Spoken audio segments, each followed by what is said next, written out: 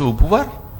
Pourtant, le gouvernement qui soutenait à bout de bras, et tout le monde sait que l'ancien gouvernement était soutenu à bout de bras par la France jusqu'à sa chute. Donc, la question de légitimité, je crois que c'est le peuple qui le donne. C'est certainement le discours que nous tenons qui ne plaît pas. C'est l'attitude d'Assimi Goïta qui ne plaît pas.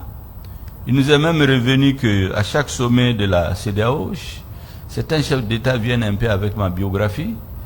Bon, c'est quelqu'un qui ne représente rien, il n'a que 2% aux différentes élections. C'est un extrémiste de gauche, il a fait Moscou, il n'est pas bon, ainsi de suite.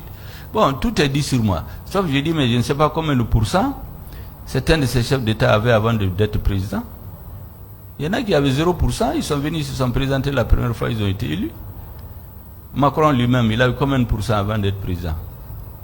Donc les pourcentages qu'on aurait d'une élection à l'autre ne peuvent pas être des éléments caractéristiques d'un homme politique ad vitam aeternam. Et puis l'alternance n'a de sens que c'est parce que vous pouvez avoir majoritaire, demain vous pouvez ne rien avoir.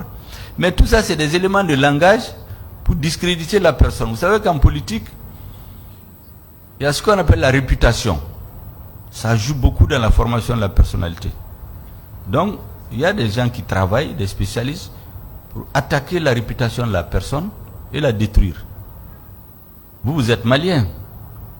Vous savez que, paix à son âme, notre ancien président Ibeka a été élu ici sur la réputation d'un homme à poigne qui allait régler la question du Nord. C'est pour ça que les Maliens l'ont plébiscité.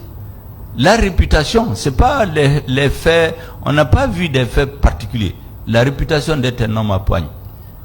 Donc ils ont décidé de me coller la réputation d'un extrémiste, un communiste, un homme de gauche extrémiste qui ne veut rien comprendre, qui est anti-français.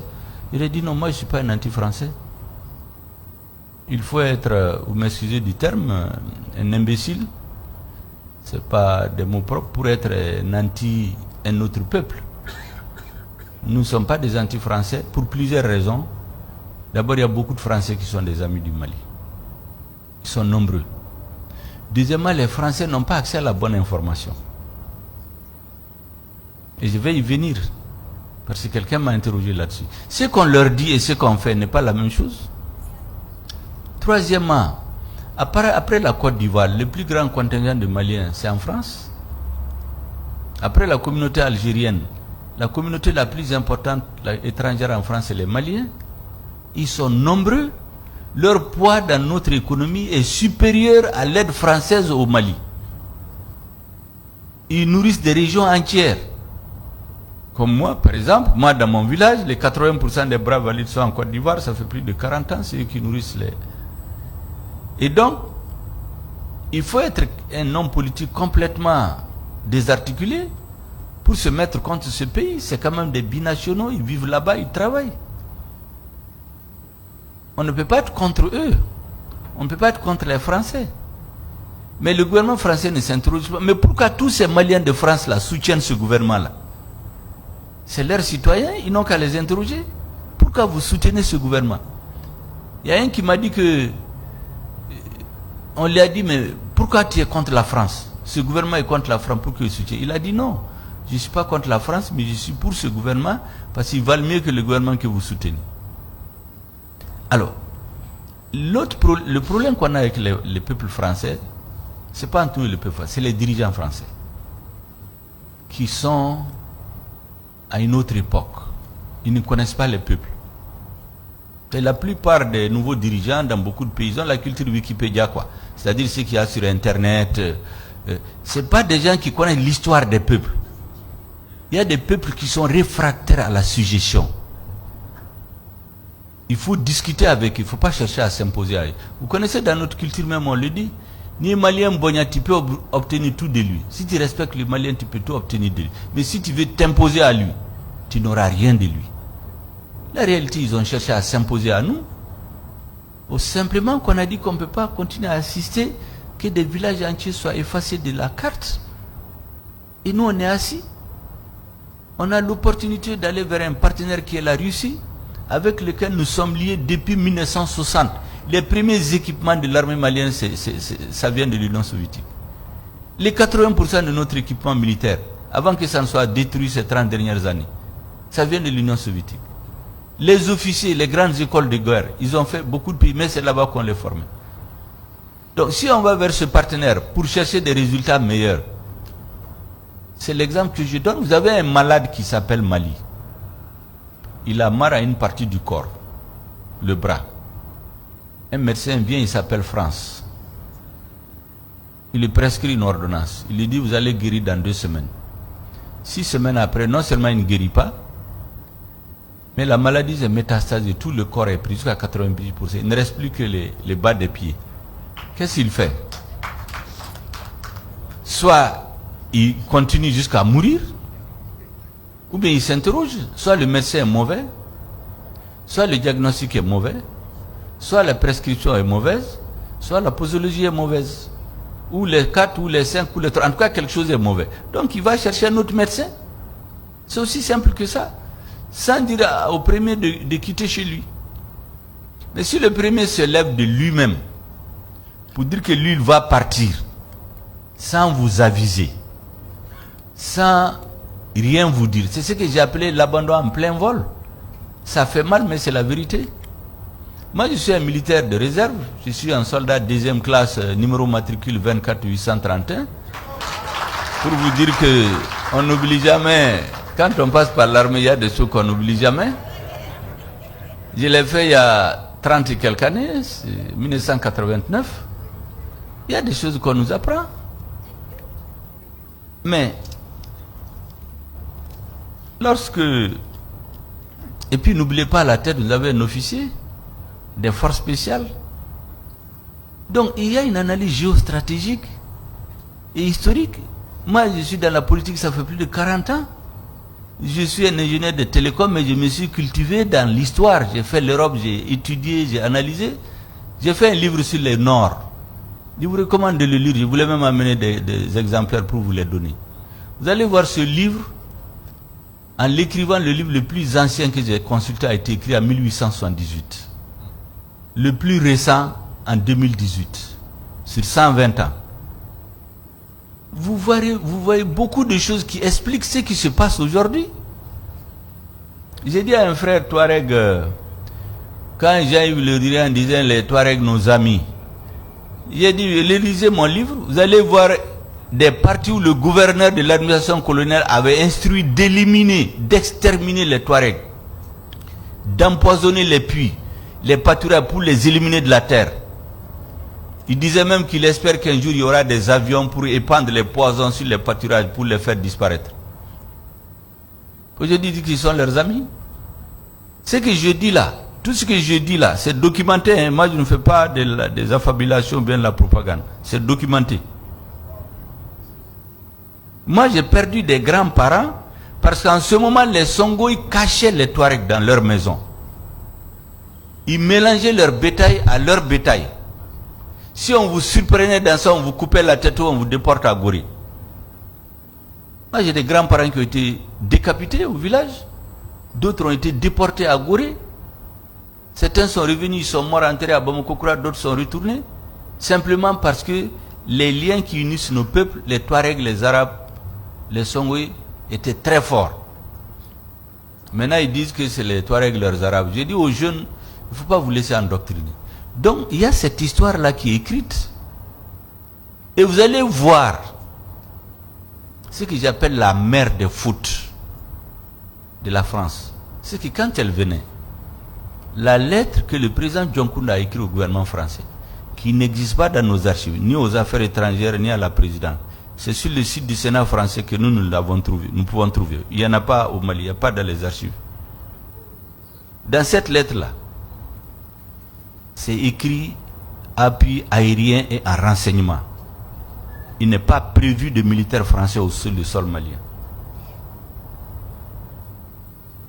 Ça a été respecté à Konna. C'est les soldats maliens qui ont libéré Konna. On a perdu des hommes. Ils ont libéré Gao. Ils ont libéré Tombouctou. Ils sont arrivés à Néfis. Il y a eu des affrontements. Ils ont eu le dessus. C'est quand ils voulaient donner l'assaut à Kidal qu'on leur a dit arrêtez. Vous n'irez pas à Kidal. Qui leur a interdit? C'est l'armée française. Tout est parti de là. Donc on a coupé le pays en deux. On a fait venir 4000 militaires français avec un budget de 1 milliard de francs CFA par jour. On a fait appel aux autres Africains, les Tchadiens, la MINUSMA, les Maliens non. On a créé un sanctuaire où les terroristes se sont organisés pendant 2 ans. À partir de fin 2014, ils ont commencé à envoyer des jeunes noirs, cette fois-ci, bien endoctrinés. Vous savez, quand ils ont venu, qu'est-ce qu'ils faisaient? 2015-2016, c'est les Peuls qu'on assassinait. Donc ils ciblaient les chefs de village Peuls, les notables Peuls, les fortes personnes, on les assassinait, des assassinats ciblés. Terroriser les Peuls pendant des mois et des mois. Après, comme les villages Dogon et les villages Peuls sont séparés, quand ils tuent les gens chez les Peuls, ils font semblant d'aller se cacher chez les Dogon, ils mettent le feu là-bas. Donc petit à petit, les communautés ont commencé à se soupçonner et les communautés ont commencé à s'apprendre les unes aux autres, les unes contre les autres. Mais tout ça s'est fait pendant que la communauté internationale est là. La crise a quitté le nord, c'est venu au centre. On a oublié le nord. Est-ce que vous savez que quand l'armée malienne voulait reprendre Kidal en 2014, c'était mal préparé bien sûr, parce que c'est sûr après que la plupart des chefs militaires n'étaient pas d'accord. Je passe là-dessus. Mais il y a eu 150 morts. Les militaires maliens qui se sont réfugiés dans les camps de la MINUSMA, on les a désarmés. Est-ce que vous savez que la guerre finie, quand l'armée malienne a voulu récupérer les armes, le commandant de Barkhane, un général français, il a dit que c'est des butins de guerre qui appartiennent à la SEMA. Ils ne vont pas donner à l'armée française, à l'armée malienne. Ce que je vous dis là, moi je ne raconte pas des histoires. Celui qui veut n'a qu'à démentir. Comme on dit en Bambara, on va voir l'âne de la moustiquaire.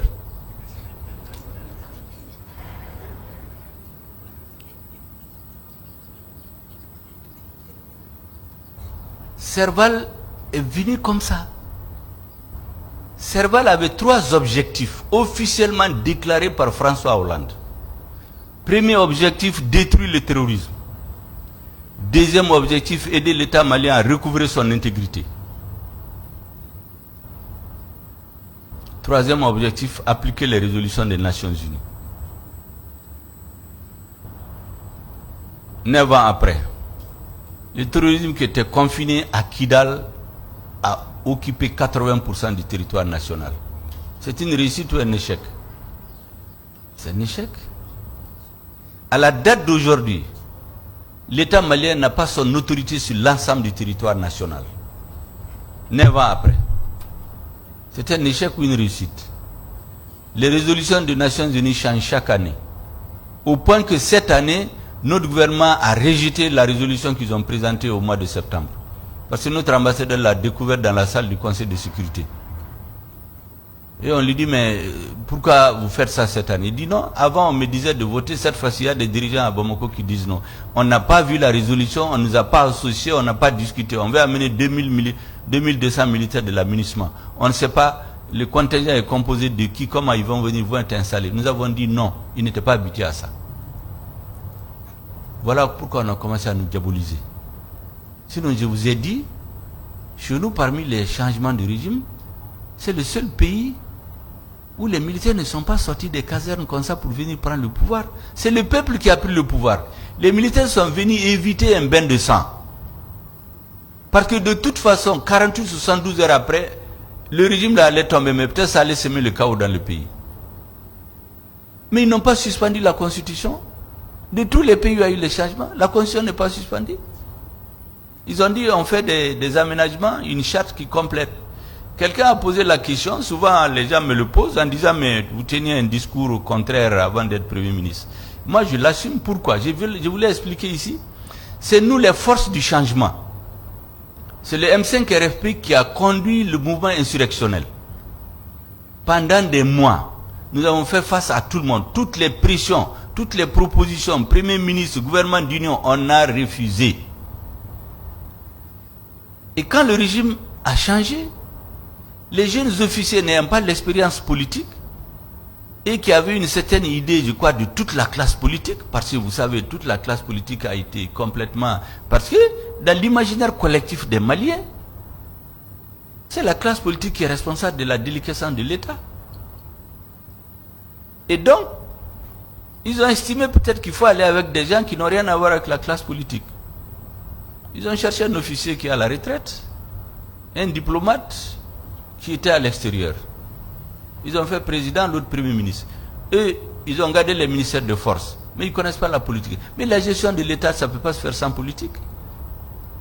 Vous avez une équipe qui vient après un soulèvement. Il n'y a aucun acteur du soulèvement dans l'équipe. L'équipe est dirigée par des gens qui n'avaient rien à voir avec le soulèvement. Les militaires tiennent les domaines de force, mais le reste, le management politique, ce n'était pas leur domaine. Et ça, nous avons continué à les critiquer. Moi, je l'ai assumé.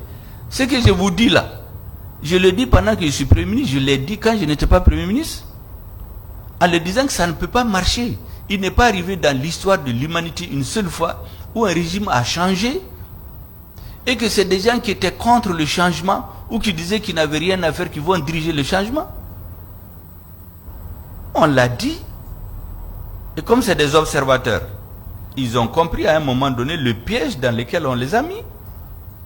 Parce qu'on est arrivé dans une impasse. Le vice-président de la transition, qui est le chef des commandos qui ont évité le bain de sang, on lui a interdit de participer au Conseil des ministres. Il est vice-président. Des instructions chargées de la défense et de la sécurité. Des instructions tombent sur des officiers sans passer par lui. Le ministre de la Défense, on décide de le sortir sans explication. Le ministre de la Sécurité, on le sort. Donc, qu'est-ce qui allait arriver? Les forces politiques qui ont conduit le changement sont out. La stratégie, maintenant, c'est les forces militaires qui ont parachevé cette... Il faut les mettre dehors et les arrêter 48 heures après. Si leurs partisans se rebellent, on les mate. Et il y a des affrontements dans l'armée. Ils ont pris leurs responsabilités. Parce que ceux qui étaient là à la charge de l'État, ils n'ont pas été élus. C'est eux qui sont allés les chercher pour faire de président et président de la transition. Ils ont compris le piège dans lequel on voulait les mettre. Et lorsque tout ça s'est arrivé, ils nous ont rencontrés. Nous, on joue de façon transparente. Sur la table, on a posé les cartes. Ils nous ont dit clairement qu'ils se sont trompés d'appréciation. Mais quand un homme a le courage de te dire qu'il s'est trompé, je pense qu'il n'y a pas plus de preuve de courage en politique que ça. Dans la vie tout court, quelqu'un qui te dit, écoute, voilà ce que je voulais faire, je me suis trompé. Qu'est-ce qu'on peut faire ensemble pour donner une chance au Mali? Nous avons dit c'est très simple. Nous avons toujours considéré que nous sommes des jumeaux, ce que nous appelons les forces du changement. Les forces politiques et sociales et la frange patriotique de l'armée qui a parachevé cette lutte. C'est des jumeaux. Asseyons-nous, posons sur la table les problèmes. Et les problèmes ne sont pas compliqués. Il y a 5 revendications qui étaient, pour lesquelles le peuple était dans la... On les met sur la table. Est-ce qu'on va les mettre en œuvre ensemble? C'est ce que j'ai appelé le soubassement. J'ai dit que si vous écoutez mes discours avant de devenir Premier ministre, ce que je disais, j'ai dit on a voulu faire une maison sans soubassement. Le soubassement, c'est d'abord les raisons, la compréhension partagée de pourquoi il y a eu le soulèvement, pourquoi il y a eu le changement. Si on s'entend sur ça, c'est ça le soubassement. Le premier étage, une fois qu'on est d'accord, quelles sont les priorités qu'il faut mettre en œuvre? On les liste. Le troisième étage, quels sont les outils de travail qu'il faut pour mettre en œuvre? Ça, c'est les institutions de la transition. Et ce n'est que le quatrième étage, la répartition des postes de responsabilité. La première fois, on ne s'est pas compris, parce que les gens ont voulu commencer par le partage des postes de responsabilité. C'est moi qui dirigeais les délégations d'IMC. J'ai dit non, on ne peut pas être dans un gouvernement sans qu'on sache qu'est-ce qu'on vient faire. Ils ont dit que vraiment ils ont compris, ils se sont trompés. Donc on s'est mis sur la table. Et depuis qu'il y a eu la rectification le 7 juin, aujourd'hui, les forces spéciales antiterroristes qui ont été extraites frauduleusement parce qu'elles n'étaient pas destinées au maintien d'ordre. Mais aujourd'hui, toute la chaîne de commandement est inculpée. Les victimes de la répression, une loi a été votée pour pour les indemniser et les mettre dans le même lot que toutes les victimes des crises politiques. Ça, c'est réglé. La disparition forcée des journalistes, des mandats d'arrêt ont été lancés. Les dossiers qu'on a mis dans les tiroirs sont sortis aujourd'hui. Les présumés auteurs, ils ont fui le pays, certainement qu'ils savent pourquoi. Ils sont cachés dans des pays de la CEDEAO. Des officiers sont inculpés aujourd'hui pour les supposés détournements dans l'armée. La justice va éclaircir. Donc, la lutte contre l'impunité et la corruption.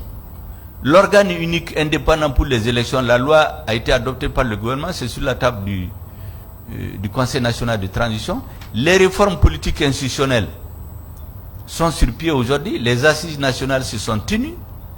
Les assises nationales de la refondation ont mobilisé plus que jamais dans l'histoire. Et tous les partis politiques, j'entends souvent sur les médias internationaux ou même la CEDEAO ou l'Union européenne qui dit qu'elles n'ont pas été inclusives. Parce qu'il y a des responsables politiques à Bamako qui ont dit qu'ils ne sont pas d'accord. J'ai mis au défi un seul de ces responsables qui peut aller faire campagne dans sa localité.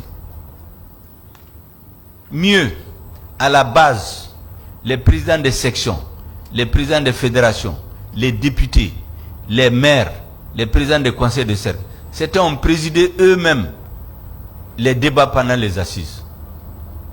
Donc souvent c'est des généraux sans troupes qui sont à Bamako, qui sont dans les médias, qui sont sur RFI, qui sont sur TV5, qui sont dans les ambassades, en disant que les assises n'ont pas été inclusives. Vous êtes chef de parti, vous avez les 80% des fédérations de votre parti qui te disent non, chez nous on ne peut pas faire d'élection aujourd'hui. Vous-même, monsieur le président, vous ne pouvez pas aller chez vous faire une élection. Donc arrêtez de parler. Et ce que nous avons fait, nous avons tout documenté. Toute personne qui participe, tu dis ta qualité et ton parti. Donc tous les partis qui ont dit qu'ils ne participent pas, ils ont les responsables qui ont participé. Donc cette histoire de dire que ça n'a pas été inclusif, c'est un mauvais procès qu'on nous fait. Et enfin, quand donc avec nos frères militaires, on s'est entendu, le reste, nous avons bâti le programme d'action gouvernementale sur la base de cet accord politique. Je vous ai dit la lutte contre la corruption, l'organe unique, la relecture intelligente de l'accord pour la paix et la réconciliation, les questions de défense et de sécurité relèvent du président de la transition. Et je pense qu'il a montré, je vous ai dit pendant 7 mois, notre armée s'est préparée à la grande offensive. Pendant que certains vont de réunion en réunion, ils nous intimidaient, les populations mouraient. Vous avez vu quand l'armée a pris ses responsabilités, à partir du 28 décembre, à la date d'aujourd'hui, la paix a changé complètement de camp. Complètement. Donc les objectifs de la transition, les aspirations légitimes autour desquelles le peuple s'est mobilisé, nous sommes en train de les mettre en œuvre. C'est ça la différence avec beaucoup de changements de régime ou de révolution que vous entendez. Les dirigeants s'installent. Quand ils s'installent, ils laissent tout ce qu'ils ont dit et puis ils se mettent à faire autre chose. C'est ce que nous avons refusé de faire. Et c'est ce que nous vaut tous ces procès d'intention à l'extérieur. Mais le président nous a dit, et nous disons que le centre de gravité du pouvoir de cette transition, c'est le peuple. Le jour où le peuple nous dit qu'il n'est plus d'accord avec nous, le lendemain, nous allons tirer les conséquences. Mais à la date d'aujourd'hui, ce gouvernement constitue l'espoir du peuple malien. Et tous ceux qui viennent ici, vous l'avez dit, vous avez vu les Maliens ici, tout le monde le dit. Quand vous venez de l'extérieur, vous venez ici, la première chose qui vous frappe, c'est le patriotisme renaissant. C'est la fierté des Maliens. C'est la fierté retrouvée des Africains qui se retrouvent dans le combat du Mali. Beaucoup d'Africains se retrouvent dans ce qui se passe au Mali. Parce que, pour une fois, on a montré que ce n'est pas de l'extérieur qu'on dit qui doit être président au Mali. En tout cas, pendant cette transition-là. Pour l'instant, toutes les tentatives ont échoué. Je crois que Dieu va nous aider à les faire tous échouer jusqu'à preuve du contraire. Vous avez l'accord de défense. L'accord de défense, c'est simple. Je vous ai dit, lorsque le président français a annoncé le 3 et le 7 juin qu'ils arrêtent les opérations militaires avec les Maliens, sans nous aviser. Le président a reçu quelques semaines après une délégation. Il leur a dit c'est très simple, ces accords-là, on va les relire. Il dit non, ce n'est pas l'objet de leur mission. Le président a dit non, cet accord, on va le relire pour 2 raisons. D'abord, il y a des dispositions anticonstitutionnelles qui sont là-dedans. Deuxièmement, si c'est un accord, si vous pouvez vous lever et partir, il vaut mieux qu'on le mette dans l'accord. Ce qui ne nous convient pas aussi, on le met. Donc on s'entend sur quelque chose, on l'adopte. Ça leur a été envoyé depuis près de 3 mois. Comme j'ai dit, ils l'ont mis dans les tiroirs en attendant de renverser le régime. C'est ça la vérité. Les non-dits, sinon, c'est récemment seulement qu'ils en ont parlé. Mais on a envoyé depuis des mois. Ils n'en ont parlé que récemment. Pour continuer à nous diaboliser en mettant dans la tête des gens, ah, si la France part, il n'y aura plus rien. Le Mali va disparaître. Donc cet accord, je pense que ce que je peux donner comme information, c'est ça. Nous avons demandé de les renégocier. S'il n'y a pas de suite, le président, qui est le chef suprême des armées, avisera le peuple malien. Alors, Barkhane et Serval. Serval, je vous ai dit ce qui s'est passé. Serval n'a pas rempli sa mission. À la place de Serval est intervenu Barkhane. J'avais l'habitude de dire dans mes débats politiques, ça ne plaît pas que Serval s'est transporté en Barkhane à l'insu des Maliens. En tous les cas, un jour on nous a dit que c'est Barkhane. Et avant on disait Serval c'était pour le Mali. On dit Barkhane maintenant c'est les nouveaux objectifs de Barkhane. Aider à contenir le terrorisme, ce n'est plus de le détruire. Deuxième mission, aider à monter les armées en puissance. Depuis 2016, les armées montent en puissance, on continue de tuer les gens par dizaines. Troisième mission, aider les populations. Donc ils font du social. C'est très bien. Moi je ne suis pas contre qu'ils aident les gens sur le plan social, mais ce n'est pas la vocation première d'une armée. Mais il y a quelque chose de plus grave que je vais vous dire. Vous savez, moi je lis beaucoup ce qui se passe, j'essaie d'interpréter. Lorsque les présidents ont été convoqués avec un ton menaçant à Pau pour venir donner leur accord pour valider Takuba, qui avait été annoncé aussi à l'insu des Africains, il fallait venir régulariser après avec des menaces. J'étais rentré dans tous mes états, je me suis mis à faire une tribune que j'ai publiée dans la presse. En fait, après j'en ai fait un petit livret intitulé « La faillite de l'État malien, les origines, les responsabilités et les pistes de solutions ». Parce qu'en même temps qu'on est dans l'action politique, moi j'ai réfléchi, j'écris. Je ne suis pas seulement abonné aux médias internationaux, ce que j'appelle la culture Wikipédia, la YouTube, Internet. C'est pas ça, il faut aller au fond des dossiers. Dans ce document, vous allez voir, vous allez trouver une explication objective, historique de ce qui se passe au Mali. C'est pourquoi je parle d'agenda caché. Et dans ce livre, j'ai donné une citation d'un journaliste français qui a accompagné le commandant, le chef d'état-major général des armées françaises quand ils ont institué Barkhane. Il a été sur leur base principale à Faya-Largeau. Quand il a fait la revue des troupes, voici ce qu'il leur a dit, rapporté par le journaliste Laurent Larcher.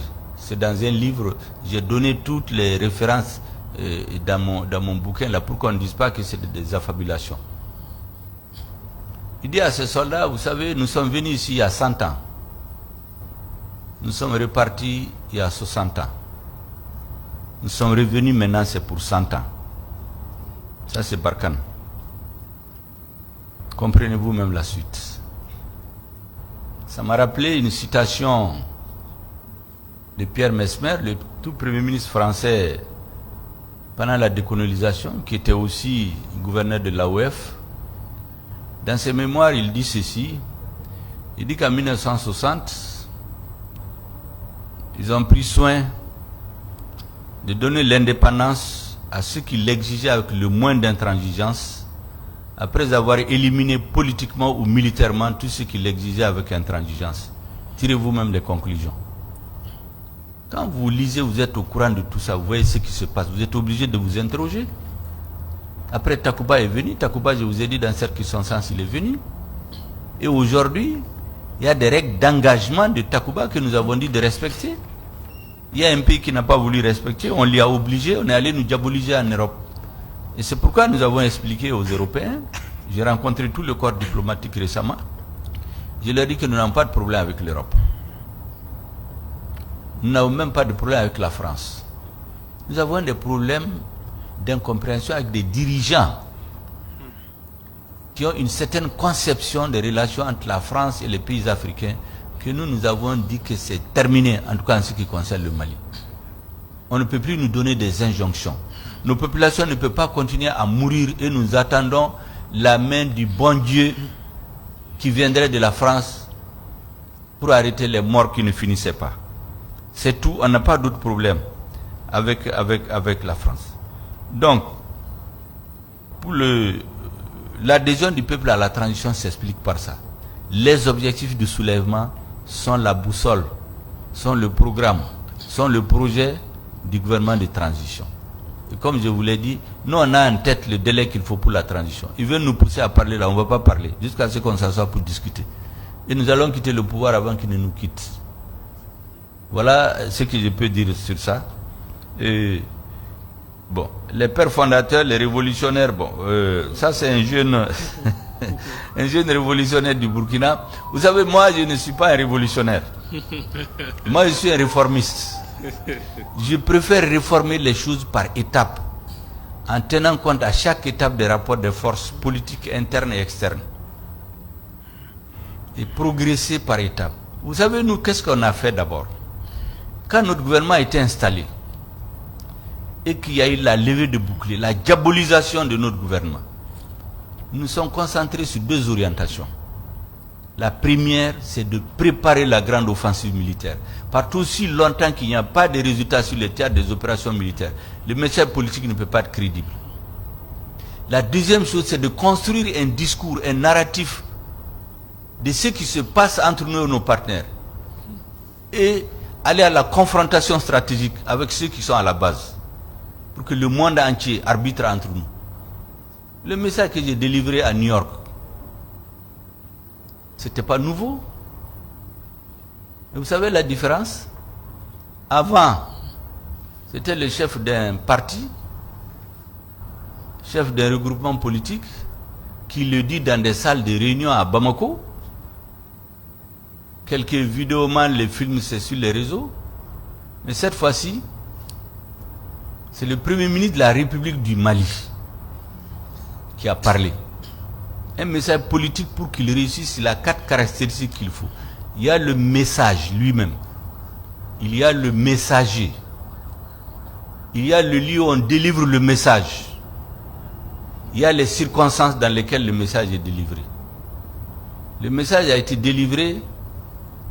Le messager, c'était le premier de la République du Mali. Le message, tous les Maliens le savaient déjà. Ceux qui sont informés savaient qu'on nous a abandonnés depuis juin. Mais ce message a été dit par le premier ministre du Mali ou à la tribune des Nations Unies, dans quelles circonstances? À l'Assemblée générale des Nations Unies. Voilà pourquoi ça a une portée planétaire. C'est ce que j'ai appelé apporter la confrontation stratégique au plus haut niveau pour que les peuples d'Afrique, les peuples maliens comprennent quels sont les enjeux de la transition. Et nous avons continué à expliquer pour que les idées s'emparent, les Maliens dans leur cœur et dans leurs esprits comprennent ce gouvernement, pourquoi il est là, qu'est-ce qu'il fait, qu'est-ce qu'il pense, qu'est-ce qu'il dit. Ces idées-là, les peuples maliens se les ont appropriées. Les Africains se sont appropriés. Et c'est pourquoi je dis que, contrairement à beaucoup de cas,